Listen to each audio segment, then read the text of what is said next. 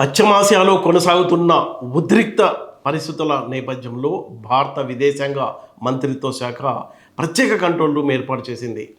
Gulf దేశాల్లో మన దేశానికి సంబంధించిన 1 కోటి మంది నివాసం ఉంటున్నారు. వారి భద్రత, శ్రేయస్సు మన దేశానికి చాలా ప్రాధాన్యత అని భారత ప్రభుత్వం చెప్తుంది. ఇందులో భాగంగానే ఈ కంట్రోల్ రూమ్ పనిచేస్తుంది. ఆపదలో ఉన్న వారికి సహాయం అందించడం, అలాగే సమాచారాన్ని సమన్వయం చేసుకోవడం లక్ష్యంగా ఈ కంట్రోల్ రూమ్ను ఏర్పాటు చేశారు. ఉదయం 9 నుంచి రాత్రి 9 గంటల వరకు ఈ కంట్రోల్ రూమ్ పనిచేస్తుంది.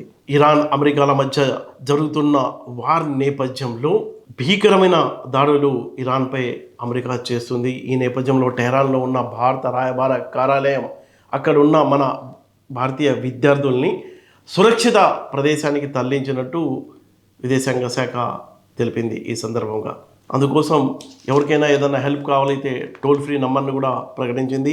1800118797కు ఫోన్ చేసి కావాల్సిన సహాయం పొందవచ్చని కూడా ఎంఈఏ తెలిపింది. ఏదైతే ఫిబ్రవరి 28వ తేదీన అమెరికా మిత్ర దేశాలు ఇరాన్పై దాడి చేయడం, భీకర దాడిలో దేశాధినేత చనిపోవడంతో ప్రస్తుతం ఇరాన్ ప్రతిదాడులకు దిగింది.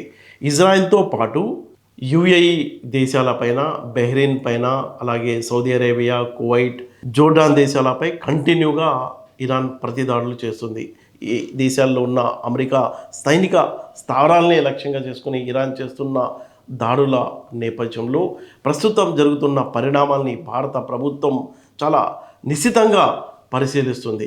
జాతీయ ప్రయోజనాలను దృష్టిలో పెట్టుకుని అవసరమైన సమయంలో సరైన నిర్ణయం భారత ప్రభుత్వం తీసుకుంటుందని విదేశాంగ శాఖ మంత్రిత్వ శాఖ ఈ సందర్భంగా ఆ ప్రకటనలో వెల్లడి చేసింది. మరోపక్క భారతదేశానికి సంబంధించిన చాలామంది ప్రయాణికులు గల్ఫ్లో చిక్కుకున్నారు. వాళ్ళని స్వదేశానికి తీసుకురావడానికి స్పైస్ జెట్ ఈరోజు 8 విమానాల్లో కొంతమంది ప్రయాణికులు భారతదేశానికి తిరిగి రానున్నారు.